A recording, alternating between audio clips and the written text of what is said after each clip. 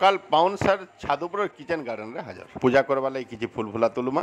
और तार संगे शाक सब्जी भी तुलमा भगवान के अपराजिता फूल चढ़ाले अपराजित हवाटा दूरे जीथी आजकल मंदार फूल बहुत प्रकार कलर आसीगलान तार भितर थाईलैंड मंदारटा बहुत अलग महादेव बाबार अति प्रिय फूल सुगंधिराज एरिया जाकर बासना चहटे दूथी विदेशी फल पीच तिब्बत और चाइनार बॉर्डर बेसिक चाष होती उत्तर भारत तथा पंजाब हरियाणा राज्य में आड़ू ना परिचित है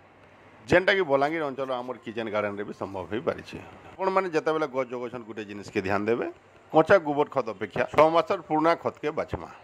कच्चाटा देले फंगस लागबार बेसी डर थिसी गज जते बेले आनुछन गुटी कलमी हेतिबार 2-3 वर्षर पुराना गज किनी करी आनुन कथारे अच्छे महंगा रोए एक बार सस्ता रोए बार बार सीध मूल हे जोन सर स्टार फ्रूट करमंगार फूल कोठ धरी बसलानो